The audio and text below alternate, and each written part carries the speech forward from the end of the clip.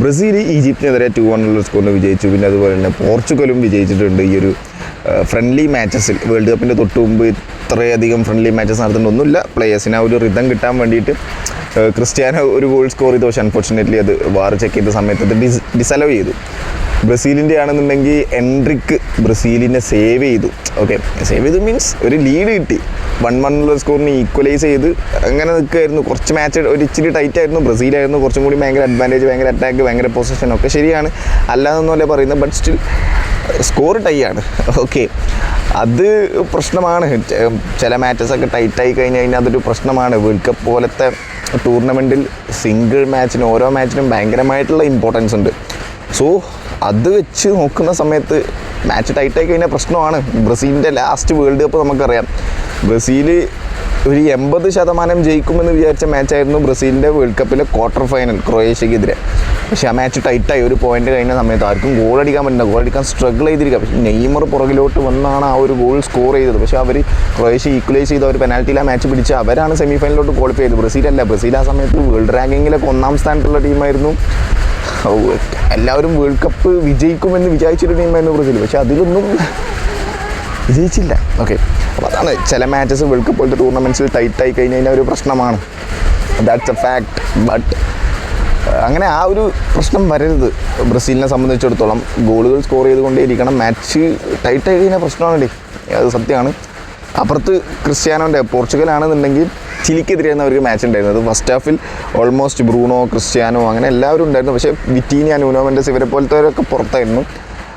Cristiano, ബ്രൂണോൻ്റെ അസിസ്റ്റിൽ നിന്നും Cristiano first ഹാഫിൽ ഒരു goal score ചെയ്തു. പക്ഷേ വാർ ചെക്ക് ചെയ്ത സമയത്ത് അത് ഡിസലവ് ചെയ്തു. സെക്കൻഡ് ഹാഫിൽ പിന്നെ കുറേ ചേഞ്ചസ് വരുത്തി. ഫസ്റ്റ് ഹാഫിൻ്റെ തൊട്ട് മുമ്പ് വരെ മറ്റേ ആ ഇഷ്യൂ ഉണ്ടായിരുന്നല്ലോ, മറ്റേ റാഫേൽ ലിയോൻ്റെ ആ ഒരു ഇഷ്യൂ, റെഡ് കാർഡ് ഇഷ്യൂ. രണ്ടുപേരും പുറത്തായി. അത് നല്ല മാരകടിയായിരുന്നു. ഒരു പോയിന്റ് വരെ ഫ്രണ്ട്ലി ആയിരുന്നു. അത് കഴിഞ്ഞ് ഫ്രണ്ട്ലിയൊക്കെ മാറി നല്ല കിണ്ണം കാച്ചി അടിയായിരുന്നു അവിടെ നടന്നുകൊണ്ടിരുന്നത്. റാഫേൽ ലിയോക്കും പിന്നെ അതുപോലെ ചിലിൻ്റെ പ്ലെയർക്ക് രണ്ടുപേർക്കും റെഡ് കാർഡ് കിട്ടി. സെക്കൻഡ് ഹാഫ് കംപ്ലീറ്റ് 10 vs 10 ആണ് കളിച്ചുകൊണ്ടിരുന്നത്. സെക്കൻഡ് ഹാഫിലാണ് ഗോളുകളൊക്കെ വന്നത്. ആ സമയത്തേക്കും ക്രിസ്ത്യാനോ എല്ലാവരും സബ്സ്റ്റിറ്റ്യൂട്ട് ചെയ്തിട്ടുണ്ടായിരുന്നു.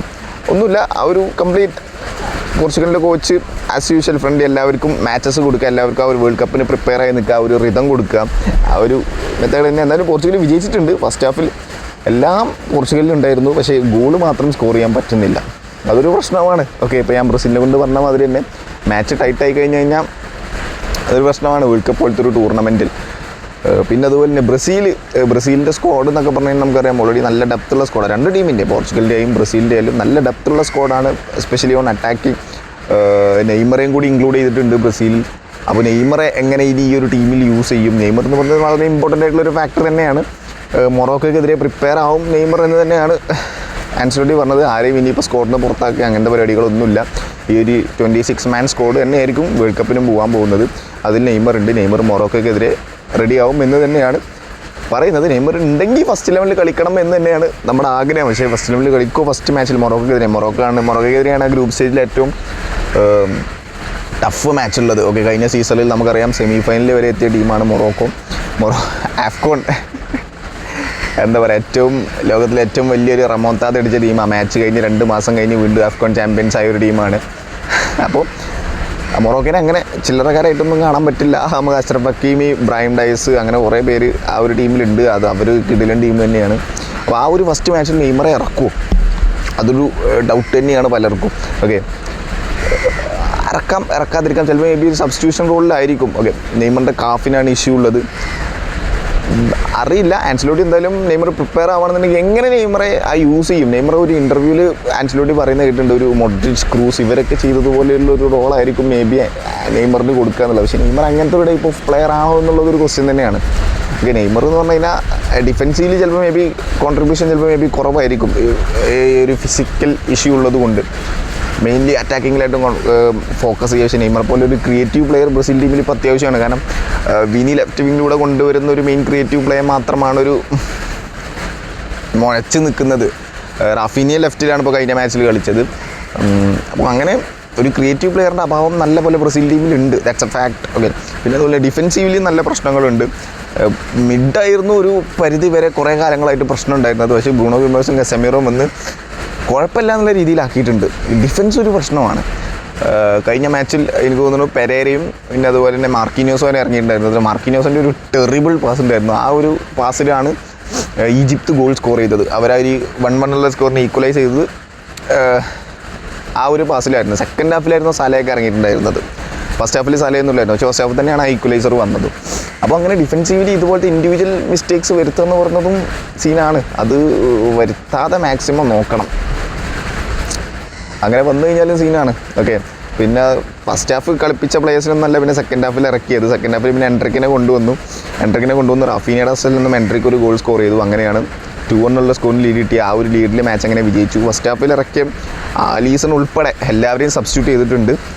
അപ്പം എല്ലാവരെയും വെസ്ലി പിന്നെ അതുപോലെ തന്നെ ലെഫ്റ്റിലുണ്ടായിരുന്ന ഡഗ്ലസ് സാൻഡോസ് എല്ലാവരെയും വലിച്ചിട്ടുണ്ട്. ഓക്കെ, ആരും വലിക്കാത്തില്ല, കാരണം എല്ലാവർക്കും പ്ലേയിങ് ടൈം കൊടുക്കാൻ. അപ്പോൾ നേരത്തെ പോർച്ചുഗലിൻ്റെ പറഞ്ഞ പോലെ എല്ലാവർക്കും പ്ലേയിങ് ടൈം കൊടുക്കാം. എല്ലാവർക്കും ആ ഒരു വേൾഡ് കപ്പിലോട്ടുള്ള ഒരു റിതം കിട്ടാൻ വേണ്ടി മാക്സിമം ട്രൈ ചെയ്യുക. ആ ഒരു പരിപാടിയാണ് ഇപ്പോൾ ആൻസിലോട്ട് നോക്കിക്കൊണ്ടിരിക്കുന്നത്. എനിക്ക് എൻ്റെ ഒരു ഇതെന്ന് പറയുന്നത് വേൾഡ് കപ്പിൽ ഇതുപോലത്തെ റൊട്ടേഷൻ അതുപോലത്തെ സബ്സ്റ്റിറ്റ്യൂഷൻ പരിപാടി ഓവറായിട്ട് നടത്താതിരുന്നാൽ മതി. ഓരോ മാച്ചസിലും ചേഞ്ച് ചെയ്യുക. കഴിഞ്ഞ വേൾഡ് കപ്പിൽ നമുക്ക് ഓർമ്മയുണ്ട്, ബ്രസീലിൽ നല്ലപോലെ 26 പേര് എല്ലാവരും ഇറങ്ങിയ ഒരു ഏക ടീം ബ്രസീലായിരുന്നു. പക്ഷേ അത് ക്രൊയേഷ്യൻ്റെ സമയത്ത് ടൈറ്റ് കളിയൊക്കെ തന്നെയായിരുന്നു. പക്ഷേ ചെറുതായിട്ടൊന്ന് ഇമ്പാക്ട് ചെയ്തിട്ടുണ്ട് ആ ഒരു പ്ലേയേഴ്സിനെ ഭയങ്കരമായിട്ട് സബ്സ്റ്റിറ്റ്യൂട്ട് ചെയ്യുന്നത്. ഒരു മെയിൻ ടീം പിന്നെ അവർക്കൊരു പർട്ടിക്കുലർ സബ്ബ് വേണം എന്നാണ് എൻ്റെ ഒരു ആഗ്രഹം. ഓക്കെ, ഓവറായിട്ടുള്ള ഒരു സബ്സ്റ്റിറ്റ്യൂഷൻ ചേഞ്ചസ് ഒക്കെ വരുത്തുക എന്ന് പറയുന്നത് എനിക്കും പേഴ്സണലി വലിയ താല്പര്യമില്ല. കുറേ പ്ലേയേഴ്സ് ഉണ്ട്, സംഭവം ശരിയാണ്, ആൻസിലോട്ടി അതുകൊണ്ടാണ് എല്ലാവരും ഇറങ്ങുന്നത്. എല്ലാവരും ക്വാളിറ്റി പ്ലേയേഴ്സാണ്, അല്ലാതൊന്നുമല്ല പറയുന്നത്. ബട്ട് ഒരു മെയിൻ പർട്ടിക്കുലർ ഒരു ടീം അവർക്ക് മെയിൻ സബ്ബായിട്ട് കുറച്ച് പ്ലേയേഴ്സ്. ഓക്കെ, അതാണ് ഞാൻ പേഴ്സണലി ആഗ്രഹിക്കുന്ന ഒരു ബ്രസീൽ ടീം എന്ന് പറയുന്നത്. ടൈറ്റ് ആവണം, മാച്ച് ടൈറ്റ് ആവട്ടെ, ബ്രസീൽ വേൾഡ് കപ്പ് വിജയിക്കാനുള്ള എല്ലാ ഇതാകട്ടെ. നമ്മൾ പിന്നെ ബ്രസീലും ജയിക്കണം പോർച്ചുഗലും ജയിക്കണം, രണ്ടും ജയിക്കണം എന്ന് ആഗ്രഹമുള്ള ഒരാളാണ്. ബ്രസീൽ ജയിക്കണം എന്നാണ് എനിക്ക് പേഴ്സണലി വളരെ വലിയൊരു ആഗ്രഹം. അത് ചെറുപ്പം തൊട്ടേ ഉള്ളൊരു കാര്യമാണ്, നമുക്കിപ്പോൾ അത് മാറ്റാനൊന്നും പറ്റില്ല. പിന്നെ ഫുൾ വീഡിയോ ചാനൽ റീസ്റ്റാർട്ട് ചെയ്താലോ എന്നൊരു ആഗ്രഹമുണ്ട്. ഇതായിരിക്കും ഫസ്റ്റ് വീഡിയോ. സോ നിങ്ങളുടെ കമൻസൊക്കെ താഴെ കമൻറ്റ് ബോക്സിൽ രേഖപ്പെടുത്തുക. Thank you so much.